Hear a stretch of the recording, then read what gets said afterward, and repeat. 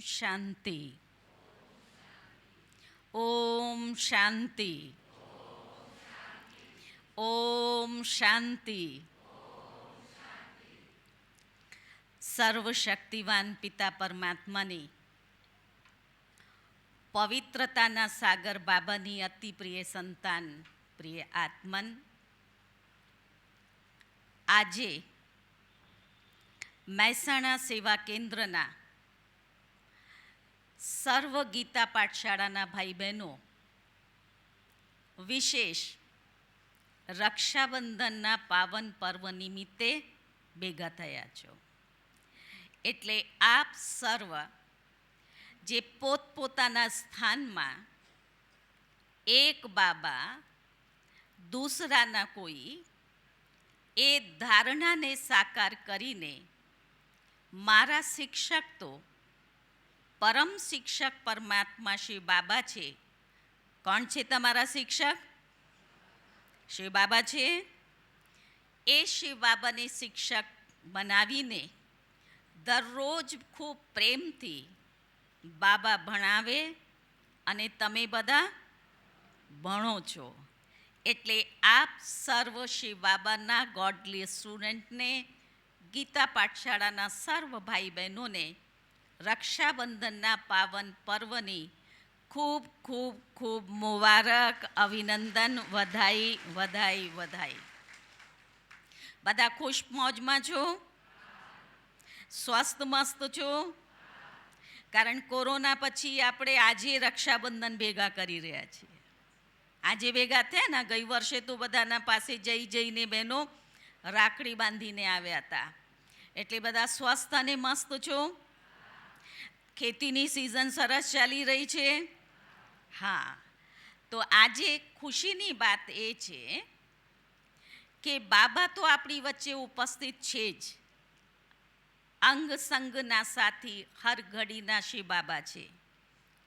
પણ શ્રી બાબાને એમ લાગ્યું કે આ મારા ગીતા પાઠશાળાના ભાઈ બહેનો બાળકો ભેગા થઈ રહ્યા છે ત્યારે સમયની જરૂરિયાત પ્રમાણે અત્યારે દરેકને શું જોઈએ? સાત્વિક અન્ન જોઈએ. તમે બધા ખેતી કરો છો ને? અમુક તો ખેતી જે ખેતી કરે છે હાથ ઊંચું કરો. બધા જ ખેતી કરો એટલે તમે એક વખત તમારા માટે તાળીઓ પાડો.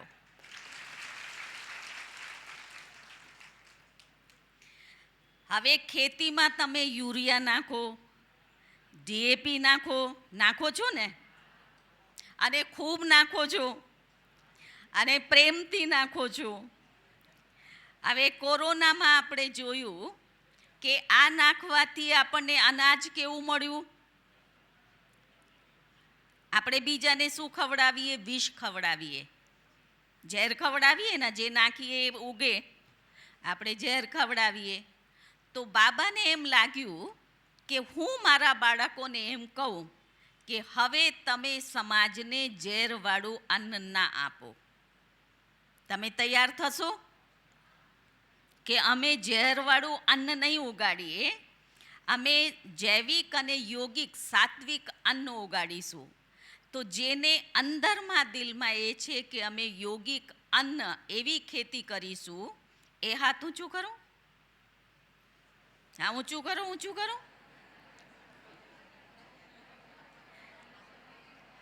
બાકી બધાને હજી બીજા લોકોને પોઈઝન ખવડાવવાનું છે.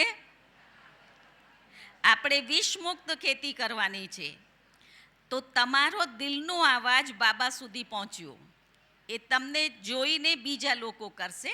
એમને ખબર નથી ને યોગી ખેતી શું છે. એટલા માટે ડ્રામા અનુસાર આજે આપણી વચ્ચે જેમને ખૂબ સારા સરસ પ્રયોગો કર્યા છે યોગિક ખેતીના, જે આ યોગિક ખેતીના બીજ છે, જેમને શરૂ કરી સૌથી પહેલાં આપણે આખા ભારત વર્ષની અંદર આ ઈશ્વરીય પરિવારની અંદર જેમને યોગિક ખેતીનો પ્રારંભ કર્યો, એવા વિશેષ રતનને બાબાએ તમારી વચ્ચે મોકલ્યા. અને એમને બાબાએ કહ્યું છે કે તમે જઈને તારે બધાને મહેસાણા ક્લાસના જે પાઠશાળાના ભાઈ બહેનો છે એમને યોગિક ખેતી શીખવાડવાની છે. એટલે બાબાએ એમને મોકલ્યા છે તમારી વચ્ચે. તો તમે ભાગ્યશાળી છો ને. તો હવે એ તમને યોગિક ખેતી શું છે આજે તો થોડુંક લેક્ચર આપશે, એને તમે સાંભળજો, પણ એ પ્રેરણા લેજો કે હવે અમારે આ ખેતી શરૂ કરવી છે. ભલે આપણે આખા ખેતરમાં ના કરીએ, વીઘામાં અડધા વીઘામાં કરીએ, પણ રક્ષાબંધનના દિવસે દરેક એ જ સંકલ્પની આજે રાખડી બાંધશે કે અમે અમારા ખેતરમાં આજથી થોડાક હિસ્સામાં યોગિક ખેતી ચોક્કસ શરૂ કરીશું. કરશો? ધીમેથી બોલ્યા. હા, હવે અવાજ આવ્યો. હિંમતે બચે. અને બાબા ક્યારે તમારું ખરાબ કરશે? પાકા નિશ્ચય બુદ્ધિ. જેટલા નિશ્ચયથી તમે કરશો એટલી તમારી ખેતી સફળ થશે. તો આપણી વચ્ચે છેક મહારાષ્ટ્રથી કોલ્હાપુરની પાસે એમનું ગામ છે ઇચલકરંજી, ત્યાં એ કિતને વર્ષથી કરે ખેતી? 18 વર્ષોથી આ યોગિક ખેતી કરી રહ્યા છે. અને કેટલા મોટા મોટા સાયન્ટિસ્ટ, કૃષિ અધિકારીઓ એ એમના ખેતની વિઝિટ કરવા ગયા. આપણી દાંતીવાડા યુનિવર્સિટી છે એમાંથી હું માનું 10-1 વર્ષ પહેલાં આખો સ્ટાફ એમને મોકલ્યું હતું. ખાસ અહીંથી ગાડી કરીને એ લોકો એમના ખેતની વિઝિટ કરવા ગયા. ખૂબ સુંદર ખેતી કરી રહ્યા છે અને ખૂબ સારા એમની પાસે અનુભવ છે. તો એ તમને પણ એમના અનુભવનો લાભ આપવા માટે અહીંયા આવ્યા છે. એમનું નામ છે બાલાસાવ રૂગે અને બાબાના ખૂબ અનન્ય બાળક છે. જે લોકોએ મોટી મોટી ડિગ્રી લીધેલી છે, વાઇસ ચાન્સલર છે, રિસર્ચર્સ છે, એ બધાને એ બાબાની યાદમાં યોગિક ખેતી શું છે એ શીખવાડે છે. જે ભણેલા છે એમને એ ભણાવે છે. એટલે બાબાએ એ વિશેષતા આ આત્મામાં ભરી છે. તો આજે એમનું લૌકિક પરિવાર પણ છે, એ લોકો ત્યાં રહે છે ને વિશેષ વર્તમાન સમય શાંતિવન બધા ગયા છો? હાથ ઊંચું કરો તો કોણ કોણ ગયા છો? બધા જ ગયા છો. એટલે શાંતિવનમાં તપોવન છે. તો તપોવનની અંદર એક ખૂબ સુંદર મોડલ તૈયાર કર્યું છે યોગિક ખેતીનું. અને એ મોડલ માટે એ દર 15 દિવસે એમના ઘરે રહે અને 15 દિવસે શાંતિવનમાં રહે છે એ મોડલને તૈયાર કરવા માટે. અને ખૂબ લગનથી, ઉમંગ અને ઉત્સાહથી એ મોડલ તૈયાર કરી રહ્યા છે. તો આજે તમને બાલાસાવભાઈ ખૂબ સુંદર યોગિક ખેતી ઉપર સંભળાવશે. હિન્દીમાં બધાને ફાવે છે ને? બધા ટીવી સિરિયલ જુઓ છો ને? હા. એટલે હિન્દી તો ફાવે ને, તો એ હિન્દીમાં બોલશે.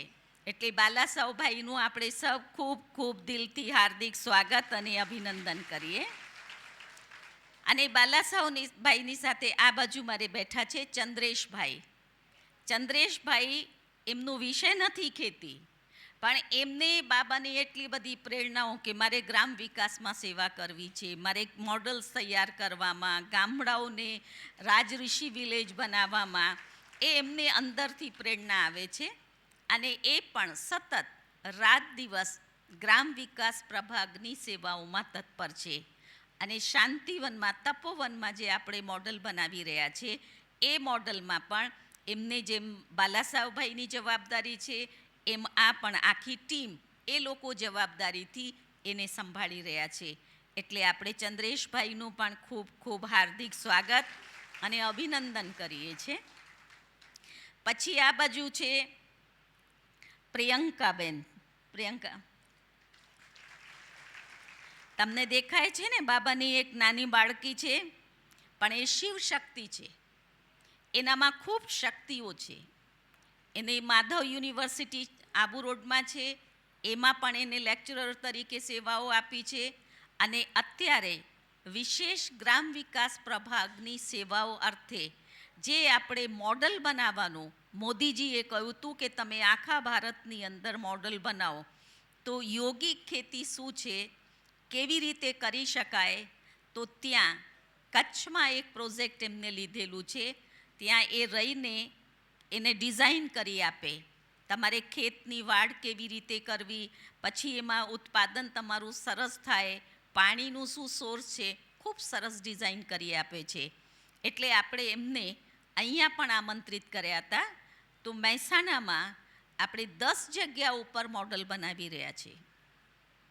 3 છે બેચરાજીમાં, હા પાડો તાળી જોરથી. અને તાળી પાડ્યા પછી એ સંકલ્પ કરજો કે બેન અમારે પણ મોડલ બનાવવું છે, સમજ્યા?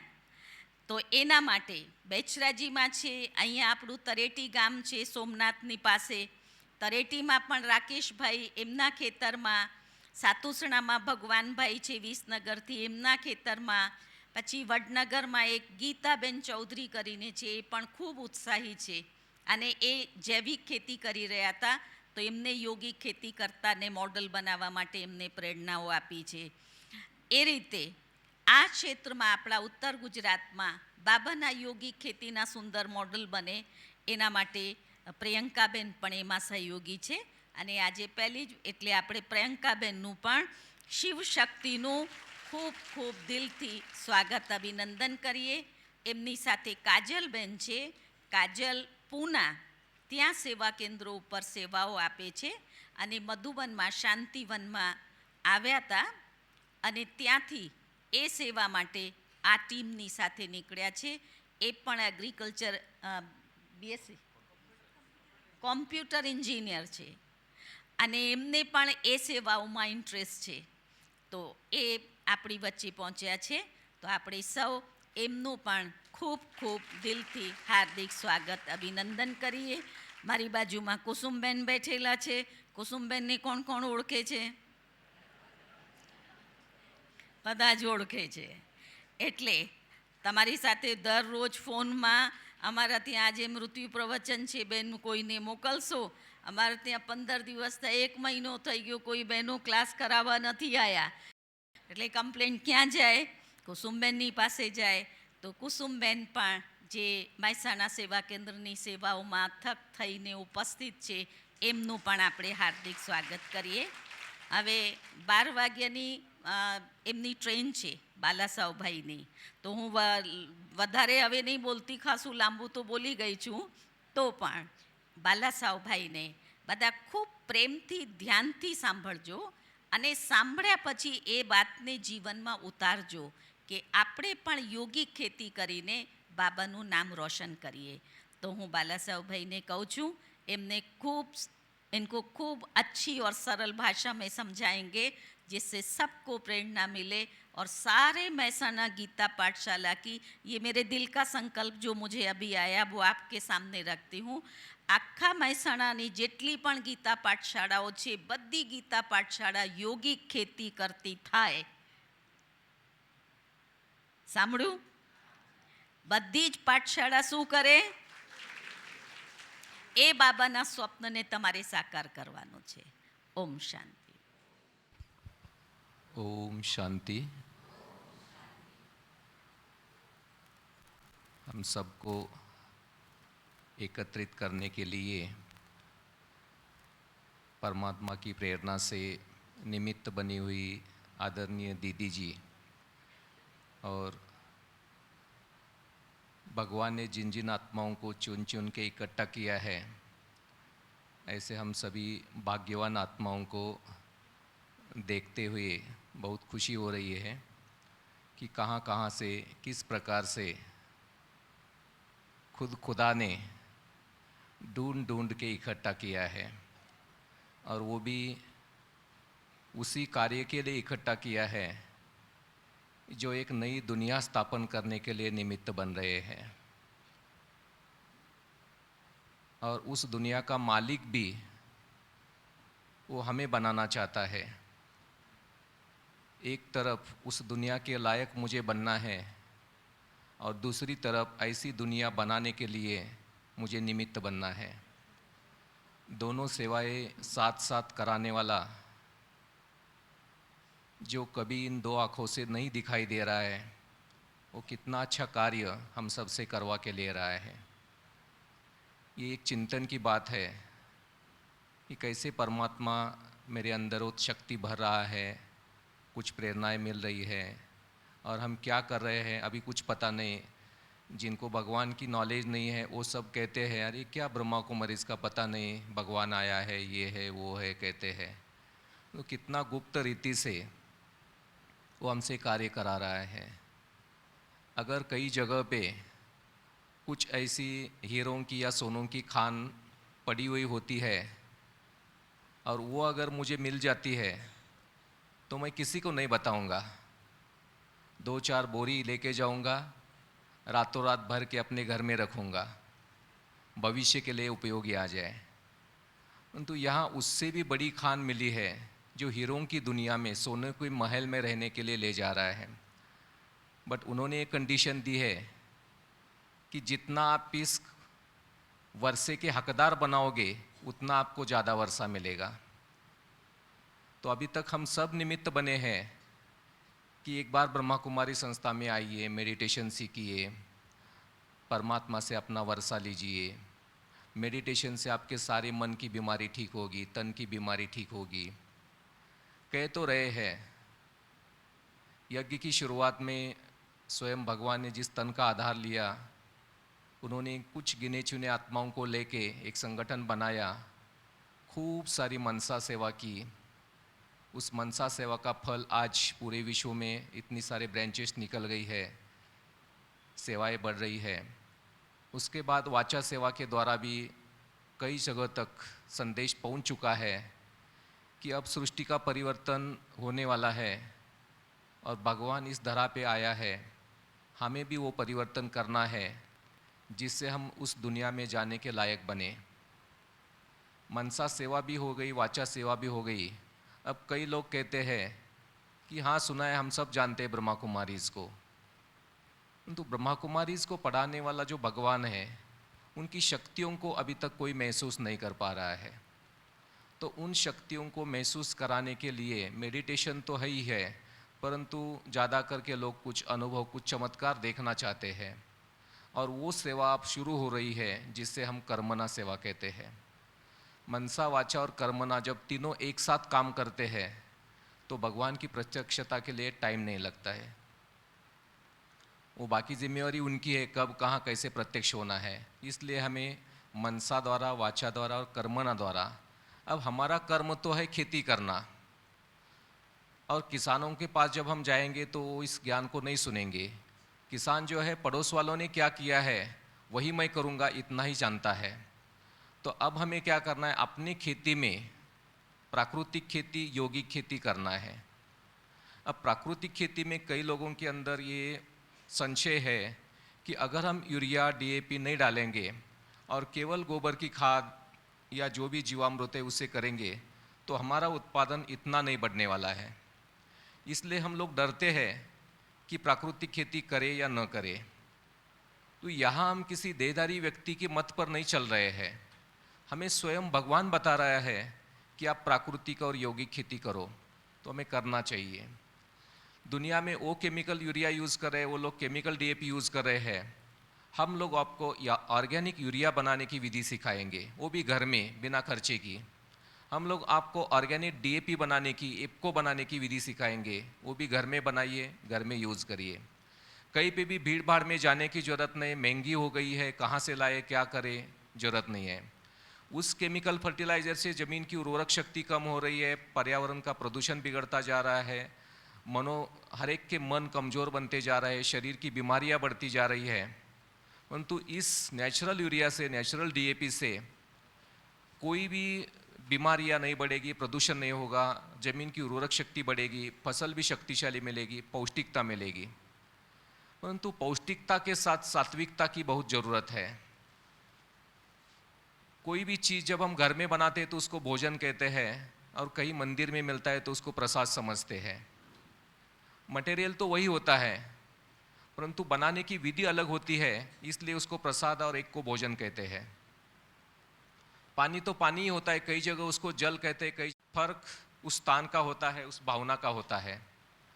यहाँ पे भी अपने खेती में से जो भी अनाज का उत्पादन हम लेना चाहते हैं, वो दुनिया वाले इसको एक प्रसाद के रूप में सेवन करें, उतनी पौष्टिकता के साथ उसमें सात्विकता हमें निर्माण करना है। क्योंकि शास्त्रों में भी कहा है, जैसा अन्न वैसा मन, जैसा मन वैसा तन। सब धर्मशास्त्रों में है। कई लोग केवल गीता का वर्णन करते हैं, परंतु गीता में बहुत कम बातें लिखी है अन्न के बारे में। कुरान में बहुत अच्छी बातें लिखी है कि हमारे सोच का असर कैसे होता है, किस प्रकार से होता है। बाइबल में भी लिखा हुआ है कि कैसे प्रकृति के साथ, पेड़ पौधों के साथ, जीव जंतुओं के का प्यार का रिश्ता होना चाहिए। और उसमें भी उन्होंने बताया है कि भगवान के ऊपर अगर अटूट निश्चय है तो खेती में कोई भी बात असंभव नहीं है। अब इतना विज्ञान प्रगत हो चुका है, सारी टेक्नोलॉजी हमारे पास आ गई है, फिर भी दिन प्रतिदिन खेती की समस्याएं बढ़ती जा रही है। लेबर नहीं मिल रहे हैं, उत्पादन का खर्चा बढ़ता जा रहा है, प्रकृति का सहयोग नहीं मिल रहा है, सही दाम नहीं मिल रहा है हमारे प्रोडक्शन को। ऐसी कई सारी समस्याएं हैं। अगर इन सभी समस्याओं का समाधान करना है तो किसके पास जाए? सभी धर्म सत्ता हो, विज्ञान सत्ता हो, राज्य सत्ता हो, सभी हतबल हो चुके हैं। कोई किसके लिए कुछ सफल डिसीजन नहीं दे पा रहा है। परंतु उसमें जो आध्यात्मिक सत्ता है वो हमें सही दिशा दे रही है और संपूर्णता की मंजिल दिखाई दे रही है। इसलिए हमें योगिक खेती को प्रैक्टिकल में करना है, दुनिया के लिए नहीं, परंतु जैसे दीदी ने कहा कि सबसे पहले मुझे अपने लिए करना है। भगवान ने हमारे ऊपर 4 प्रकार की जिम्मेवारी दी है, और जो ये 4 प्रकार की जिम्मेवारी को निभाता है उसी को सतयुग में एंट्री है। चाहे आप 10 घंटा बैठ के योग करो तो भी आपको सतयुग में एंट्री नहीं है। योग से केवल स्वयं का मनोबल बढ़ता है, विश्व सेवा भी हो सकती है, परंतु सबसे पहले हमें स्वयं की सेवा करनी है कि हमें मनोबल को बढ़ाना है, शरीर को भी तंदुरुस्त रखना है। मनोबल बढ़ाने के लिए मेडिटेशन है, शरीर को तंदुरुस्त रखने के लिए सात्विक पौष्टिक आहार की जरूरत है। दूसरी सेवा भगवान ने हमें बताई कि अपने लौकिक परिवार की जिम्मेवारी को अच्छी तरह से संभालो, तो उनका भी हम ख्याल करते हैं। उनके लिए भी हम बहुत अच्छा साधन सुविधा सब इकट्ठा कर रहे हैं। हम सबको लगता है कि मेरे परिवार वाले सभी इस ज्ञान मार्ग में आए, बाबा को पहचाने, वो भी सेवा हम कर रहे हैं। 2 सेवाओं में तो हम पास हो चुके हैं, परंतु तीसरी सेवा में हम 50% पास है, केवल संदेश देने तक पास हो गए हैं। परंतु हम किसान होने के नाते समाज की जो सेवा है, समाज के लिए भी हमारे कुछ ऋण हैं और उनको भी हमें सात्विक पौष्टिक अन्न का निर्माण करना है। आपके यहाँ क्या विधि है पता नहीं, परंतु हमारे यहाँ महाराष्ट्र में जो फूल गोभी उगाते हैं वो खुद नहीं खाते हैं, दूसरों को मार्केटिंग करते हैं। जो अंगूर की खेती करते हैं वो खुद नहीं खाते हैं, दूसरों के लिए भेजते हैं। अपने परिवार में भी कहते हैं अरे मत खाओ, इसको मैंने बहुत जहर दिया है, इसको तो केवल मार्केटिंग के लिए, बिक्री के लिए, हमारे लिए नहीं है ये। मतलब समाज जो खाएगा उसके हमें कोई लेन देन नहीं है, भले उसकी हेल्थ बीमार हो, कुछ भी हो, परंतु मैं और अपने परिवार के लिए नहीं खाएंगे। मतलब समाज के प्रति जो हमारे अंदर प्यार होना चाहिए वो नहीं है। दूध के प्रोडक्शन में भी वही हो रहा है। जिस दिन हम गाय को इंजेक्शन लगाते हैं तो हमारे अंदर अवेयरनेस है कि इंजेक्शन लगाया हुआ दूध नहीं खाना है, तो हम लोग वो दूध डेयरी में डालते हैं, घर में नहीं खाते। उस समय कुछ भी हो, बिल्ली कुत्ता जो भी हो, अगर उसको टच भी करता है, झूठा करता है, तो हम उसको डेयरी में डालते हैं, अपने लिए नहीं रखते हैं। मतलब समाज की जो जिम्मेवारी हमारे ऊपर है उसको भी समझना है, ताकि हमारे साथ, हम समाज में रहने वाले प्राणी हैं, तो समाज के साथ भी हमारा एक गहरा रिश्ता, स्नेह, प्यार होना जरूरी है। और उसके लिए समाज को भी सात्विक पौष्टिक अन्न का निर्माण करना मेरी जिम्मेवारी है, क्योंकि सारी दुनिया मुझे अन्नदाता कहती है, विषदाता नहीं कहती है। अगर मैं अन्नदाता हूँ तो अन्न के अंदर जो स्लो पॉइजन की हम मिलावट कर रहे हैं उसको अभी रोकना जरूरी है। और अभी ये भगवान के डायरेक्शन है, इसीलिए हमें करना ही करना है, इसके आगे वाला डायरेक्शन और कोई नहीं है।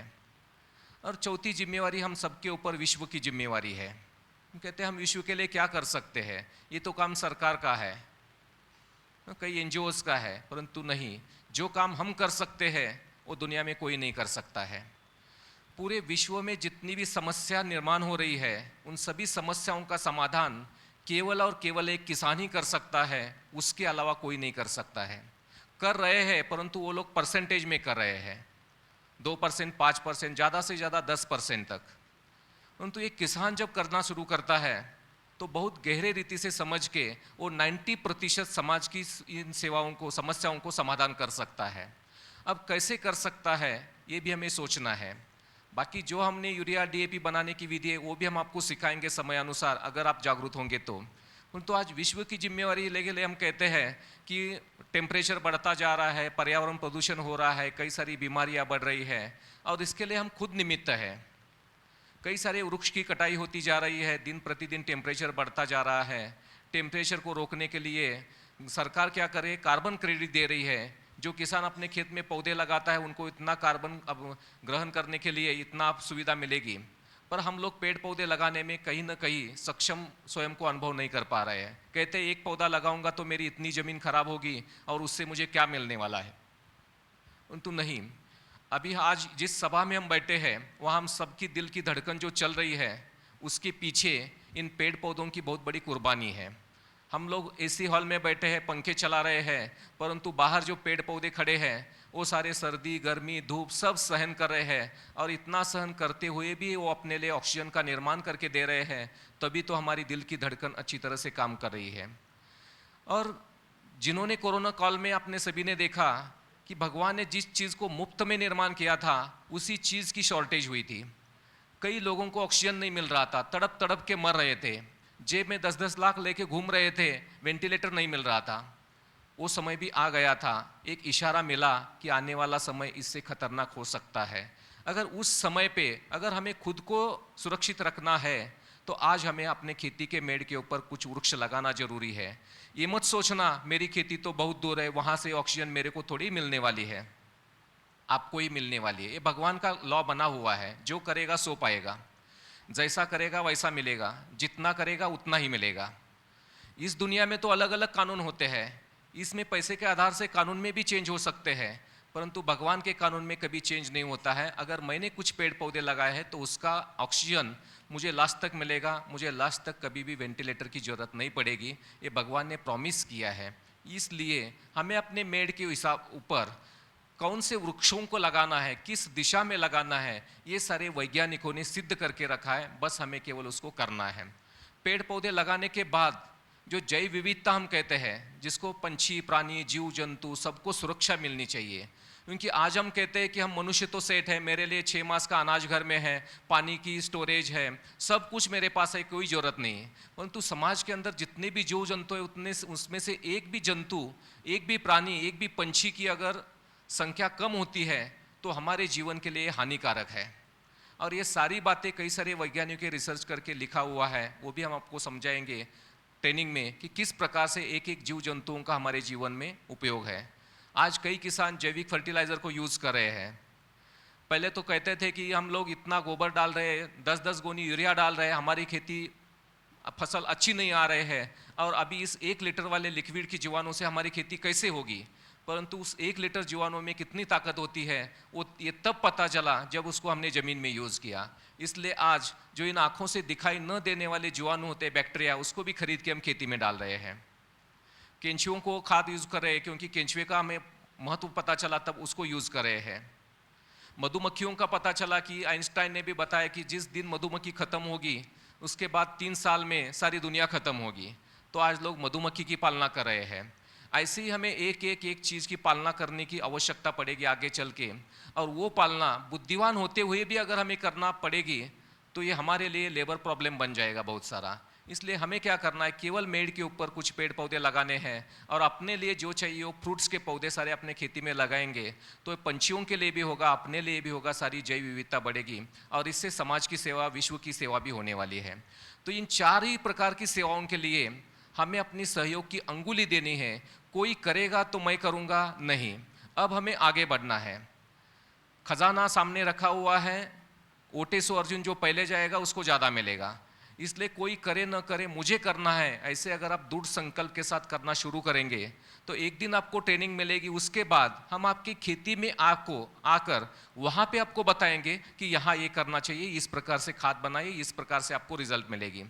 अभी 2 मास हो गए, हम लोग 2-3 बारी आके गए, तो 2-3 बारी हम सेंटर के अंदर उसका ट्रेनिंग नहीं दिया, एक बार तो सेंटर के अंदर ट्रेनिंग दिया, उसके बाद अभी हम खेती में जाके उनको गाइडेंस करें। जो पहली बार जिन्होंने हाथ खड़ा कर दिया उनकी खेती में हम कल परसों 2 दिन खेती में जाके गाइड किया कि ऐसे करना है, ऐसे ही करना है। 2 मास पहले आए थे तब भी हम खेती में जाके गाइड किया। खेती इतना साधारण सब्जेक्ट नहीं है जो यहाँ मैं हाथ में माइक लेके आपको बताऊं और आप यहाँ से जाके प्रैक्टिकल में करें, इतना साधारण सब्जेक्ट नहीं है। इसीलिए आप करने की एक हिम्मत ले लो, ट्रेनिंग ले लो, उसके बाद हम आपके खेती में आकर आपको पूरा गाइडेंस देने के लिए रेडी है।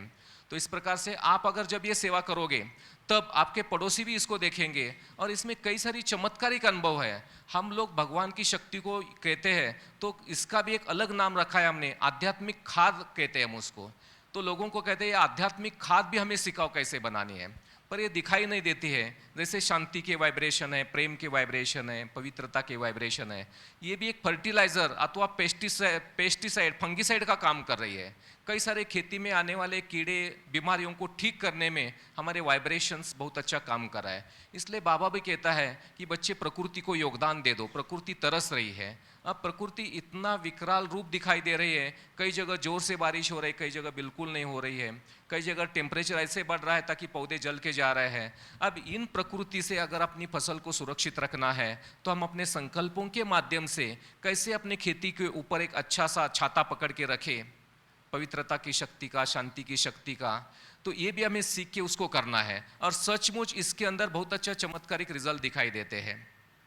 तो जब हम इस ईश्वरीय शक्तियों के प्रयोग करते हैं तब दुनिया को इसका आश्चर्य लगेगा कि सचमुच इनकी खेती जो है एक संपूर्ण साइंस है। और पहले भी थे लोग, बीज की पूजा करते थे, गाय की पूजा करते थे, हल की पूजा करते थे, गोबर की पूजा करते थे, फसल की पूजा करके फिर फसल की कटाई होती थी। आज कितने लोग हैं हाथ खड़ा करें जो हम ये सारी विधियां कर रहे हैं? कितने लोग हैं? कोई नहीं कर रहे। क्यों नहीं कर रहे? एक बीज जब अपने अस्तित्व को खत्म करता है तभी आपका पेट भरने के लिए वो 100 बीजों का निर्माण करता है। अगर आपके लिए एक बीज अपने पूरे अस्तित्व को खत्म कर रहा है तो उसको थैंक्स नहीं बोल सकते? आप नहीं बोल सकते हैं? जरूर ये मानना। तो इसकी विधि 10 मिनट जिस बीज की बुआई करने हैं सामने रखो, बाबा की याद में वो शक्ति लो, उसके अंदर ट्रांसफर करो और आप उनको प्यार से बोलो आपको निरोगी और शक्तिशाली पौधों का निर्माण करना है। क्या बताया? क्या बताया? निरोगी और शक्तिशाली। और हमको खेती में क्रॉप कैसी चाहिए? निरोगी ही चाहिए ना, या रोगी चाहिए? और शक्तिशाली चाहिए, कमजोर चाहिए? इसको बोलो ना, बीज वही पौधा निर्माण करेगा। तो बीज को बोलना है, जो आप बीज को बोलते हैं ना वही पौधा प्रैक्टिकल में दिखाई देता है। और ये मैं नहीं कह रहा हूं, हमने अनुभव किया है। और आज कई सारे कृषि विश्वविद्यालय में इस पर रिसर्च हो चुका है। भारत की जो पहली एग्रीकल्चर यूनिवर्सिटी है उत्तराखंड में, वहाँ सारा रिसर्च हो चुका है कि मेरे विचारों का प्रभाव बीज के ऊपर कैसे हो रहा है, बीज के अंदर जर्मिनेशन पावर कैसी बढ़ गई है, बीज के अंदर ग्रोथ पावर कितनी बढ़ गई है, उसकी ह्यूमिनिटी पावर कितनी बढ़ गई है, उसकी उत्पादन क्षमता कितनी बढ़ गई है, सारा रिजल्ट मिल चुका है। इसीलिए अब हमें क्या करना है, उसको प्रैक्टिकल में करना है। अगर मैं बोलूँ आपको कि ये वाली दवाई मेरी फैक्ट्री में बनती है और 1 किलो का रेट इतना है, तो कितने लोग खरीदने के लिए तैयार होंगे? सब लेंगे, मुझे पता है, क्योंकि हमारे पास पैसा है, परंतु फ्री में जो मिलने वाला है उसको उपयोग करने की हिम्मत नहीं हो रही। पता नहीं क्या होगा। ऐसे नहीं है, मेरे से ज्यादा आप भगवान के ऊपर भरोसा रखो। वो अपना धाम छोड़ के आ गए नीचे, अभी हमने ही उसका रास्ता बंद कर दिया नीचे साकार में आने का, और ना ही उसको ऊपर छोड़ रहे हैं। वो बीच में ही लटक पड़ा है और कहता है उनका एक ही पार्ट चल रहा है, जो सतयुग की दुनिया में स्थापना करने के लिए मनसा वाचा कर्मणा से निमित्त बन रहे, उसके अंदर वो घुस रहा है और उसके द्वारा वो परिवर्तन, वो केवल ऊपर से प्रकाश नहीं दे रहा है इसलिए हमें नहीं दिखाई दे रहा है, वो आता है, जब मैं उनकी सेवा करता हूं तब वो मेरे तन का आधार लेता है, जब आप सेवा करते हो तो आपका आधार लेता है, और पूरी सफलता देने के लिए वो अभी इतना प्रयास कर रहा है। बस बच्चे आप रेडी हो जाओ, आपके लिए मैं रुका हुआ हूं। और वो अगर भगवान भी जिसके लिए रुकता है, वो आत्मा अगर मैं खुद हूं, तो हम कितने भाग्यवान हैं। इसके अलावा और ज़्यादा क्या चाहिए हमें।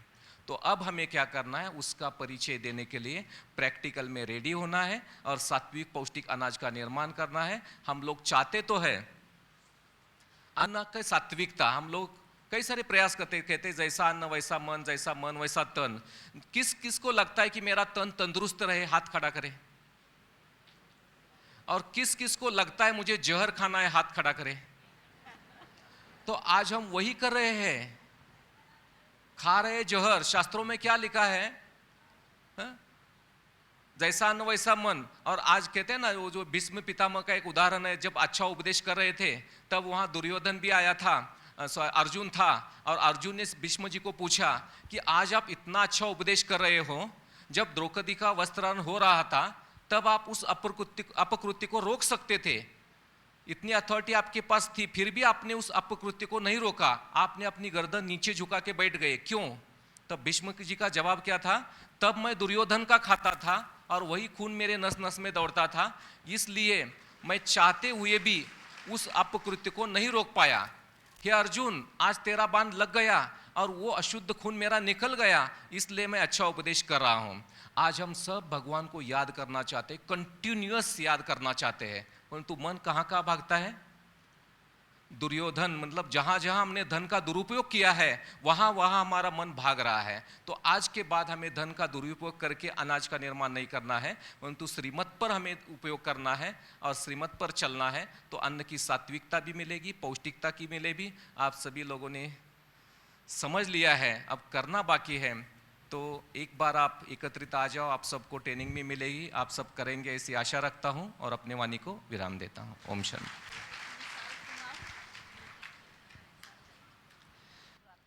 बहुत सारे मिसाल है जिसको विज्ञान नहीं समझ पाएगी।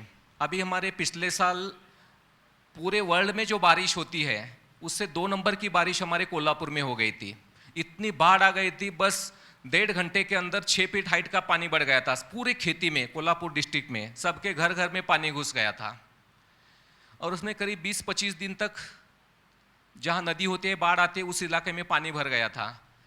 हमारे यहाँ ज़्यादा करके शिरडी की क्रॉप होते है, शुगर केन। तो वहाँ पे पानी जो है, गन्ना क्या होता है, ज़्यादा से ज़्यादा 10-15 दिन तक पानी में रहता है तो दोबारा ठीक होता है, परंतु 20-21 दिन तक भी पानी में रहने के बाद कई सारे लोगों की क्रॉप पूरा खराब हो गई थी। पूरा मतलब उसके पत्ते सूख गए थे, गन्ना भी खराब हो गया था। और जितने लोग हमारे यौगिक खेती कर रहे हैं, उनमें से जो भी किसान है, उसके गन्ने के एक पत्ता भी पीला नहीं हो गया था। बस वो लोग उनसे निरंतर बात करते रहे थे, आप जो हो, जहाँ हो, जैसे हो, वहाँ आपको सुरक्षित रहना है। बस पानी में होते हुए भी आपको ऑक्सीजन मिल रहा है और आप वहाँ सुरक्षित रहे हो, आपको परमात्मा की शक्ति मिल रही है। बस 2-3 दिन बाद पानी उतर जाएगा, आप स्वयं को अच्छी तरह से सेट कर दो। पानी में होते हुए भी हम मन में बैठ के, खेती में नहीं, वहाँ से संकल्प कर रहे हैं, और वो पौधा वहाँ अपने को सुरक्षित महसूस कर रहा था। जब पानी उतर गया तब सभी ने देखा कि केवल यौगिक खेती करने वाले किसानों के जो खेती गन्ने हैं वो सारे सुरक्षित थे, और बाकी जो लोग थे उनके सारे पत्ते सूख गए थे। उसके बाद उसका नुकसान हुआ, शुगर फैक्ट्री वालों ने उसको खरीदने के लिए तकलीफ कर दी, पर हमारा जो गन्ना था वो सारा की सारा गुड़ बन के उसका मार्केटिंग हो गया। अब ये सिक्योरिटी कौन सा विज्ञान दे सकता है, बताइए। आइंस्टाइन ने स्पष्ट कहा है, जहाँ विज्ञान समाप्त होता है वहाँ से आध्यात्मिकता की शुरू होती है। अब आध्यात्मिकता के दिन आने वाले हैं, तो हमें अपने अंदर वो शांति की शक्ति को जमा करना है, वो पवित्र शक्ति को जमा करना है, वो आनंद की शक्ति, वो खुशी सुख के शक्ति को जमा करना है, और समय पर उसको यूज करना है। खेती में भी आप भले ओले भी गिर जाए, 2017 की बात हम आपको बताते हैं। गोंदिया में हमारे एक भाई है, बहुत अच्छी किसान कर रहे हैं, और वहाँ पे मार्च मास में इतने ओले गिर गए थे, सभी के सभी गेहूं की क्रॉप पूरा खराब हो गई थी। अब अपनी एक भाई के खेती में इतने ओले गिर गए थे, पर गेहूं की एक बुट्टी भी नहीं फेल हुई थी, पूरा खड़ी की खड़ी वैसी खेती में थी। जब उसका पंचनामा करने के लिए गवर्नमेंट के अधिकारी आ गए, सभी ने देखा उसको, तो बोला ये कैसे संभव है, आपकी खेती में कोई भी नुकसान नहीं हुआ है। उस भाई से पूछा तो उन्होंने बताया कि मैंने अपने मन की शक्ति से उस खेती के चारों ओर और ऊपर से एक संकल्पों का ओरा बनाया था कि इस पर परमात्मा की छत्र छाया है और मेरी फसल उसमें सुरक्षित है। और जब उन्होंने संकल्प किया था तो संकल्पों का फल उनको प्रैक्टिकल में मिला, और वही रिजल्ट जब सेंट्रल गवर्नमेंट तक चला गया तो उस टाइम 2017 में मोदी जी ने भी उस किसान को बुलाया और वहाँ पे पूछा कि आप कैसे करते हो, क्या करते हो, यहाँ तक बात चली गई है।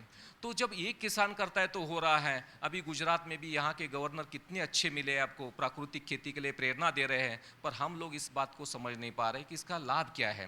और वो लोग केवल प्राकृतिक की बातें करते हैं, उसके आगे वाली एक स्टेप है हमारी योगिक खेती। तो हम सब मिलके करेंगे, भगवान की प्रत्यक्षता के लिए करेंगे, और जो जो करेंगे एक बार दीदी का हाथ खड़ा करके बताएंगे, और जो जो ट्रेनिंग लेना चाहते हैं वो भी हाथ खड़ा कीजिए एक बार। कितने लोग हैं ऐसी खेती करना चाहते हैं?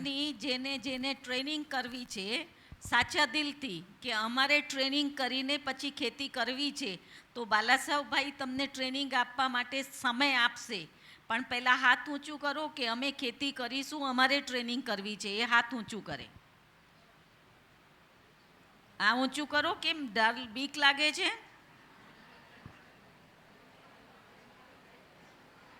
લાંબા લાંબા હાથ, આખા હાથને ઊંચું કરો.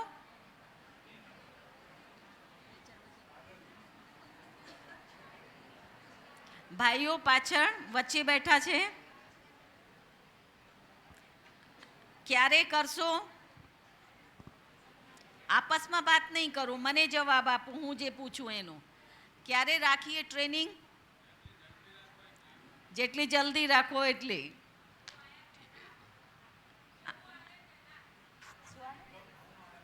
गेहूं बोने से पहले, गेहूं बोने से पहले गेहूं तो अजी वार छे. हाँ वो तो करो, पर अभी हम जो बनाते हैं उसमें एक एक एक एक फॉर्मूला अप्लाई करके देखो।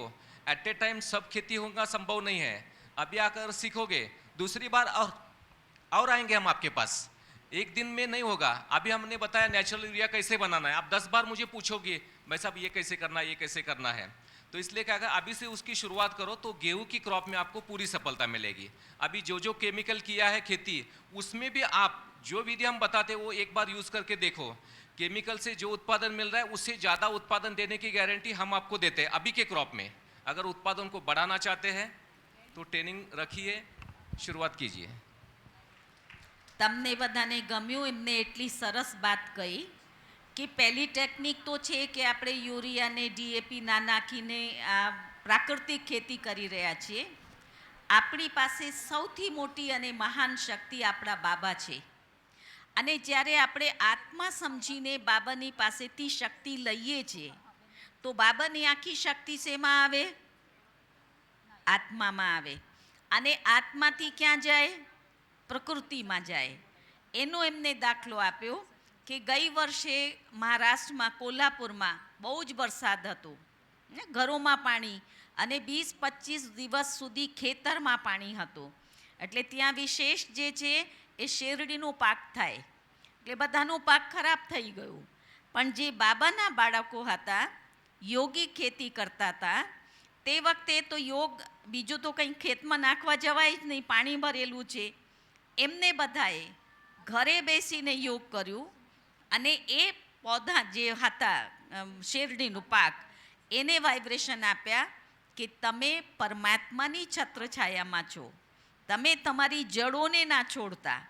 દરરોજ બાબાને યાદ કરીને એમને વાઇબ્રેશન આપતા હતા.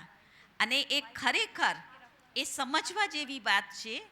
આ પણ એક સાયન્ટિફિક ટેકનિક છે.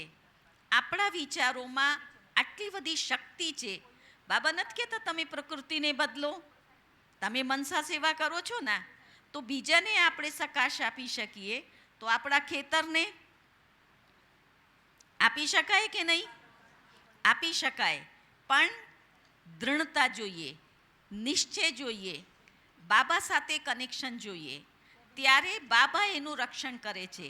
એટલે બીજા બધાનું પાક ખરાબ થઈ ગયો, જે બાબાના બાળકોએ યોગ કર્યું, એમને શક્તિ આપી, સકાશ આપી, એમનું ખેતર શેરડીનું એ સુરક્ષિત રહ્યું.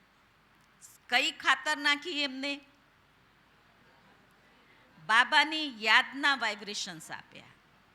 અને એ તાકાત વૈજ્ઞાનિકોની પાસે છે, એમને યોગ કરતા આવડે. વૈજ્ઞાનિકોને આવડે? દાંતીવાડા કૃષિ યુનિવર્સિટીમાં જતા રહો, આણંદમાં જતા રહો, એ કોઈ તમને યોગ શીખવાડશે? એ ટેકનિક તમારી પાસે છે. એટલે હવે તમે બધા પણ કેવી રીતે થાય યોગિક ખેતી એની ટ્રેનિંગ કરાવવા એ આવશે. અને ખાલી ટ્રેનિંગ નથી કરાવતા, જે સાચા દિલથી ખેડૂતો કરી રહ્યા છે એ લોકો એમના ખેતરમાં જઈને એમને બધી રીતે ગાઈડ કરે. સોઇલ ટેસ્ટિંગ છે, વોટર ટેસ્ટિંગ છે, કઈ રીતના ઝાડ લગાવવા, કયા ડિઝાઇનથી લગાડવા, બધી જ સેવાઓ એ લોકો આપે છે. હવે તમે વિચાર કરો, ઘરે બેઠા ગંગા આપણને મળતી હોય તો નાહવામાં કંઈ વાંધો ખરો? તો નાહવા માટે તમારી તૈયારી છે? તો ગંગા ઘરે આવે ને. તો હવે અમે નક્કી કરીને ટ્રેનિંગની એક તારીખ રાખીશું. એમાં બધા અહીંયા ભેગા થશે, ટ્રેનિંગ કરશે, પછી એ જે સાંભળીને જાય એમના ખેતરમાં એનું પ્રયોગ શરૂ કરશે. તો આપણે દિલથી ફરી ફરી ફરી બાલાસાહેબભાઈનું આભાર વ્યક્ત કરીએ. હવે પ્રિયંકાબેન એ પણ 5-10 મિનિટમાં, 5-7 મિનિટમાં એમનું વક્તવ્ય કે એ કેવી રીતે ડિઝાઇન કરવાનું કહે છે એ કહેશે. અને પછી ચંદ્રેશભાઈ તમને મળશે. ओम शांति। सबसे पहले दीदी जी का धन्यवाद कि आज हमें इस अवसर पर यहाँ पे बुलाया, और बाबा का भी बहुत बहुत धन्यवाद कि इतने सभी आत्माओं के साथ मिलने का अवसर प्राप्त हुआ। और सबसे ज़्यादा खुशी ये देखकर हो रही है, पूरे विश्व भर में इतना प्रयास किया जा रहा है कि जितने भी संकट आ रहे हैं उसके सॉल्यूशन, मतलब उसको कैसे हम सही कर सकते हैं। और यहाँ पे देख लीजिए, यहाँ पे भी माताओं ने ही बाजी मार ली है। मतलब हमने देखा कि पूरे विश्व भर में इतना प्रयास किया जा रहा है कि माताओं के लिए हम क्या कर सकते हैं, और यहाँ पे तो इतनी सारी माताएं खेती कर रही हैं। और हमें તમારી સંખ્યા વધારે છે ને, માતાઓની સંખ્યા એ કહે છે કે પહેલાં તો માતાઓને આગળ વધારવા માટે પ્રયાસ કરે, પણ બાબાના ઘરમાં તો માતાઓ માતાઓ છે. और इतनी माताएं खेती कर रही है। हमें जब पढ़ाते हैं, हमारी पढ़ाई में एक वाक्य आता है, मतलब एक ऐसा आता है कि अगर दुनिया भर की सभी समस्याओं को अगर हमें उसका सॉल्यूशन निकालना है तो वो हमारे गार्डन से हो सकता है। मतलब गार्डन माना खेती से हम दुनिया की सभी समस्याओं को, मतलब सभी समस्याओं का निदान कर सकते हैं। और यहाँ पे जब हाथ खड़ा किया ना आप सब ने कि दुनिया की सभी समस्याओं को मिटाने वाले यहाँ पे बैठे हैं बाबा के बच्चे, ठीक है। तो हम कोई साधारण आत्माएं नहीं हैं, ये पहली बात। दूसरी कि जैसे परमात्मा से मतलब हम विस्मृति में गए थे कि हमें आत्मस्मृति नहीं थी कि हम आत्मा हैं। भगवान ने हमें स्मृति दिलाई कि आप क्या हो, आत्मा हो। परमपिता परमात्मा का परिचय मिला। फिर क्या हुआ, कनेक्शन जुड़ा। जैसे ये जो शरीर है वो 5 तत्वों का बना हुआ है, और उन 5 तत्वों की भी हमें सेवा करनी है ना। तो वो जो थोड़ा सा कनेक्शन प्रकृति के साथ भी टूट चुका है ना। पहले के ज़माने में हम बहुत कनेक्टेड थे प्रकृति से, हवा, जल, जो भी धरती माँ, मतलब माँ प्रकृति के प्रति हमारी वो जो भावना थी, वो अब थोड़ा सा क्या हो गए, थोड़ा सा दूर हो गए ना, थोड़ा सा दूर हो गए। क्योंकि हम तो बने उसी चीज़ के हैं, लेकिन थोड़ा सा हमारा क्या हो गया, उससे कनेक्शन हिल गया है। अभी फिर से वो कनेक्शन जोड़ने का मौका हमें मिल गया। तो हमारा काम ही है, हम इसीलिए आए हुए हैं कि आत्माओं और प्रकृति की सेवा करने के लिए। तो 3 ही मुख्य सिद्धांत, जैसे दादी भी बोलते हैं, स्नेह, सम्मान और सहयोग। तो स्नेह किसके लिए, प्रकृति के लिए, सभी आत्माओं के लिए। जैसे आज भी बाबा ने बोला कि संतुष्टि का सर्टिफिकेट सभी से मिलना चाहिए ना, हमसे सभी संतुष्ट होने चाहिए। ब्राह्मण परिवार भी संतुष्ट होना चाहिए, खुद भी संतुष्ट होना चाहिए, बाबा भी संतुष्ट होना चाहिए। तो इसके लिए हमें सभी को क्या देना पड़ेगा, हम क्या दे सकते हैं, हम क्या कर सकते हैं सभी आत्माओं के लिए, चाहे दूसरी आत्माएं तो दूर है, हम जहाँ पे रह रहे हैं उन आत्माओं की सेवा हम कैसे कर सकते हैं? भाई जी ने इतना समझाया, कैसे सेवा कर हाँ, सकते बोलो। हैं? मनसा सेवा અને बाबा ने तो इतने शस्त्र दिए ना हमें, खेती एक हमारा क्या है, तो उससे क्या उगाएंगे, क्या उगाएंगे? शुद्ध सात्विक सतोप्रधान बनना है तो वैसा भोजन चाहिए, तो ये सहयोग सभी आत्माओं को कौन देगा?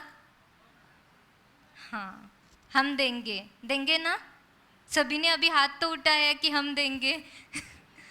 हाँ, तो वो देना है, बस वो कुछ इतना भी क्या कहते कठिन नहीं है। हमारे साथ तो परमपिता परमात्मा है, तो वो परम संस्कृति हमें जो वापस लानी है, जिसको क्या बोला जाता है, सतयुगी दुनिया स्वर्ग, उसमें जाने की तैयारी हमें ही करनी है ना। तो हर एक का खेत क्या बनना चाहिए? सतयुगी बगीचा। और बगीचे में एक ही चीज होती है क्या? बगीचे में क्या क्या होता है? कितने भिन्न भिन्न कलर रंग होते हैं, भिन्न भिन्न फल होते हैं। तो ऐसा सतयुग का मॉडल कहाँ पे होना चाहिए? किसके खेत में बनेगा? બોલો મારા ખેતમાં બનશે. કોના ખેતમાં બનશે? મારા ખેતમાં. બોલો.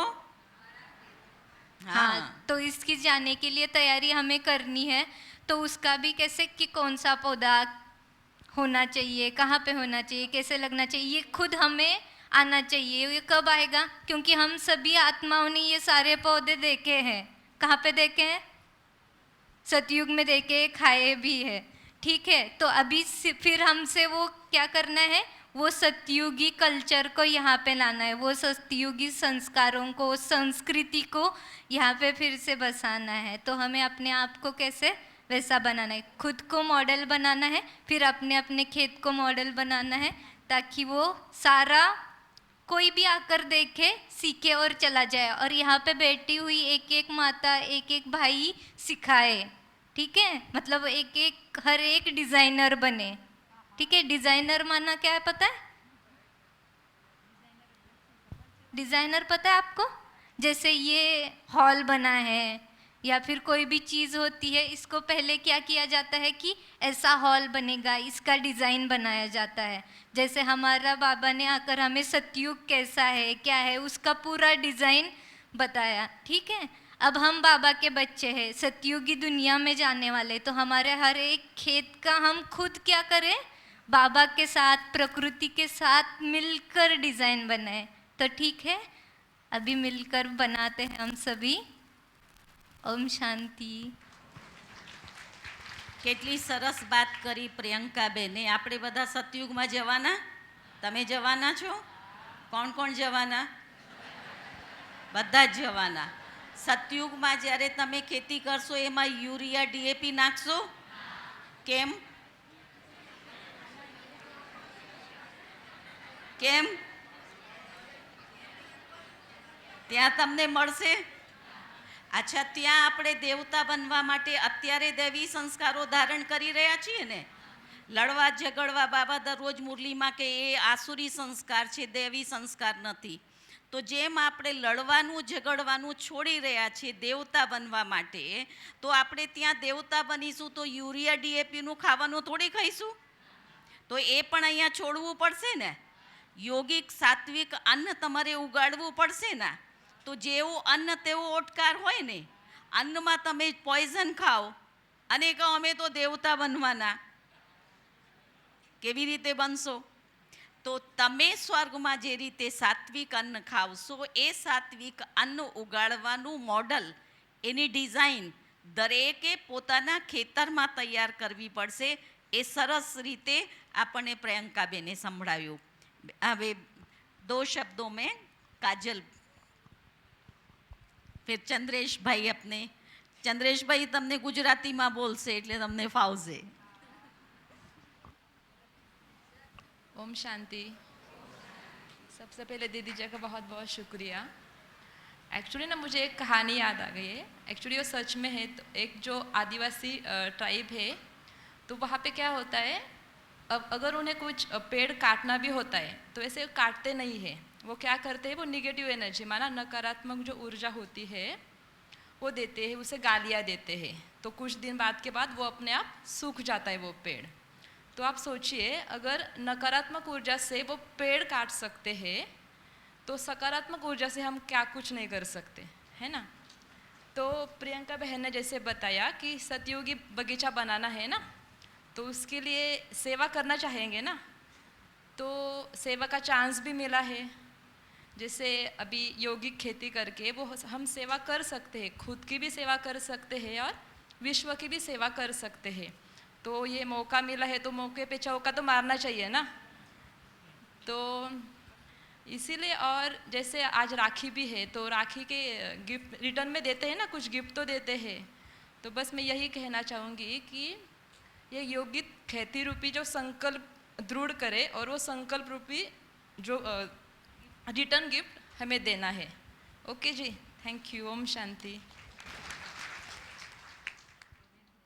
માતાઓને ખબર પડી કેટલી સરસ વાત એમને કહી. શું કહ્યું? આદિવાસી લોકો ઝાડવાને કાપતા નથી. એમની કાપવાની જે ટેકનિક છે, વિધિ છે, એ શું કરે, એને ગાળો આપે. એના માટે ખોટા ખોટા વિચારો કરે અને એના એ ખોટા વિચારોથી ધીમે ધીમે ધીમે ઝાડ સુખાતું જાય. સુખાઈ જાય એના પછી એ કાપી નાખે. તો જ્યારે ગાળોથી અને ખોટા વિચારોથી એ ઝાડને સૂકવી શકે છે, તો આપણે સારા વિચારોથી, અને આપણે તો યોગી છીએ, આપણામાં પવિત્રતાની શક્તિ છે, આપણું પવિત્રતાના સાગર બાબાની સાથે કનેક્શન છે, કેટલી શક્તિ. તો આપણે પ્રકૃતિને સત્વપ્રધાન અન્ન ના ઉગાડી શકીએ, એમાંથી કેટલું સરસ ઉગાડી શકીએ. એ તાકાત એ કહે છે તમારી બધી માતાઓમાં છે, ભાઈઓમાં છે, ખેડૂતોમાં છે. એટલે આપણે એવું અન્ન ઉગાડીએ. અને આજની રક્ષાબંધનના દિવસે આપણે બાબાના યજ્ઞમાં રાખડી બંધાવીને સહયોગ આપીએ છીએ ને કે આ અમારું સફળ કરજો. તો એમને કહ્યું કે તમે આજે રાખડી બંધાઈને એ સંકલ્પ કરજો કે અમે સાત્વિક અન્ન ઉગાડીશું, ખેતી સાત્વિક કરીશું. આની રાખડી બાંધજો અને સંકલ્પની ગિફ્ટ બાબાને આપજો. આપશો ને? સરસ. હવે આપણે ચંદ્રેશભાઈને સાંભળીએ અને ચંદ્રેશભાઈને સાંભળ્યા પછી અહીંયા એક નાનું નાટક એ તમારી સામે થશે. એનાથી તમે પ્રેરણા લેશો. એના પછી આપણે થોડુંક ક્લાસ કરીશું, જ્ઞાન અને યોગની થોડીક વાતો કરીશું. એના પછી રક્ષાબંધન અને પછી બ્રહ્માભોજન થશે. ઓમ શાંતિ. બાબાએ આપણને કર્મોની ગુહ્ય ગતિ શીખાડી છે. શીખાડી છે. શું શીખાડ્યું છે? જેવું કરશો એવું ભરશો. સમજો, આજે આપણે દુનિયામાં જોઈએ છીએ બે પ્રકારના ડૉક્ટર છે.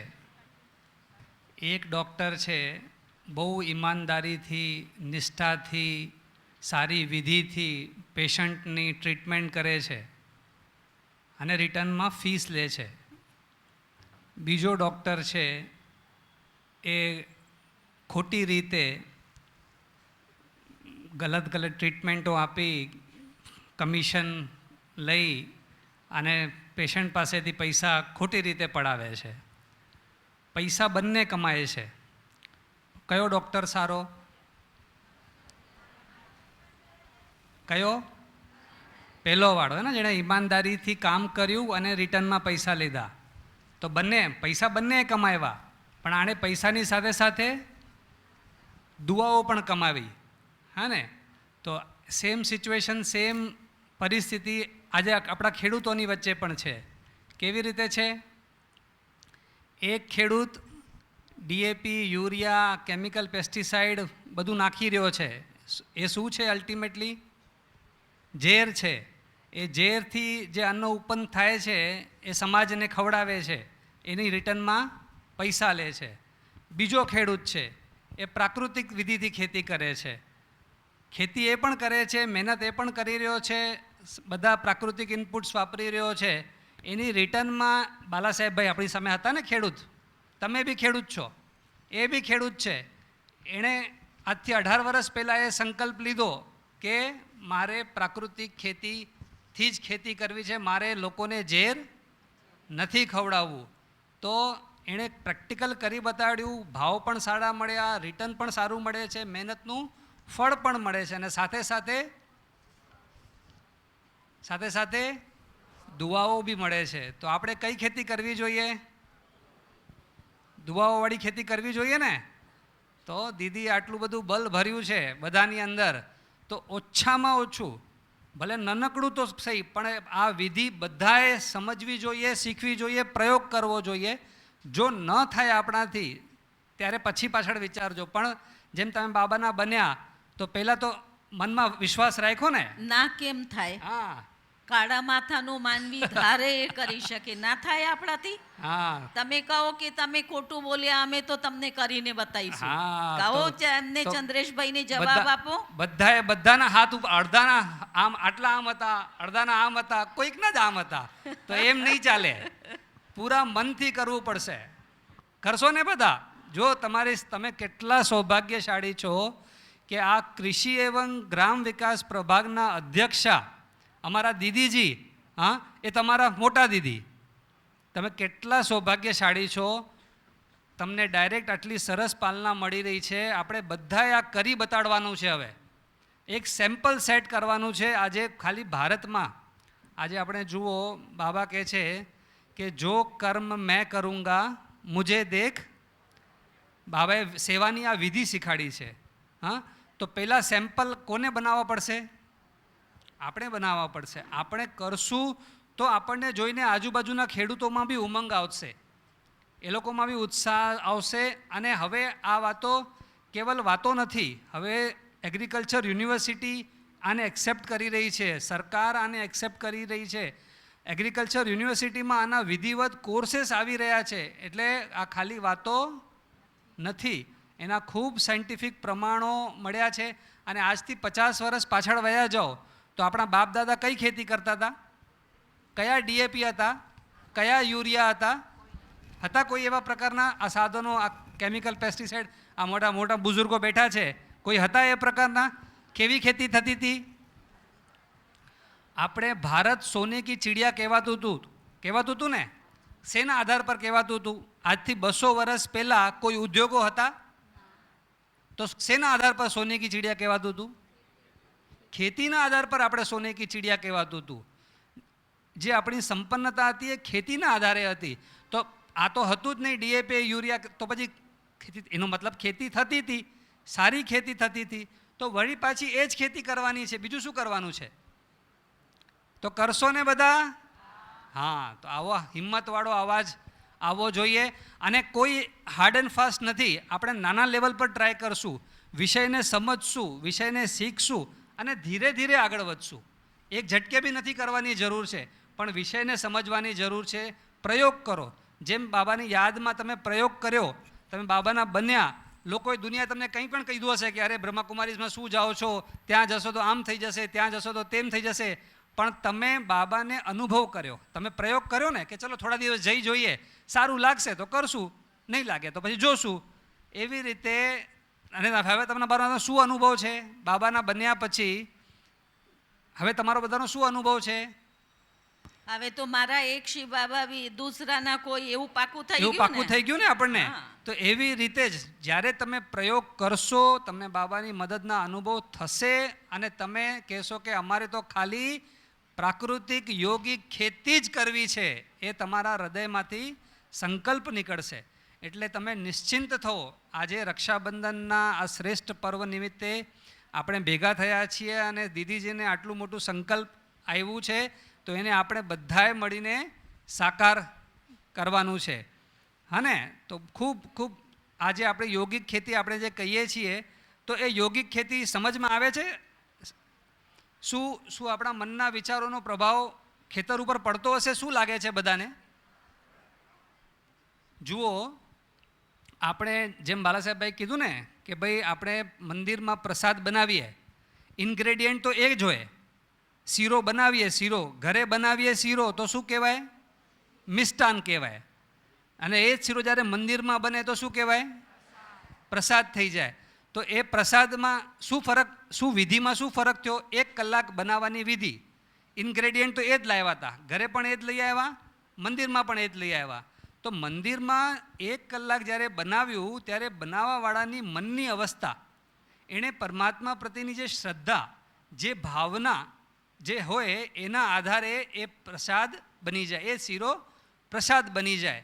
તો આપ વિચાર કરો કે જો 1 કલાકના કેવલ વિધિ બનાવવાની વિધિથી જો આટલું અંતર આવતું હોય તો તમારા ખેતરમાં, ખેડૂતના ખેતરમાં જ્યારે એ 4 મહિના પાક તમારા ખેતરમાં હોય તો શું એનો પ્રભાવ એ અન્ન પર નહીં પડતો હોય?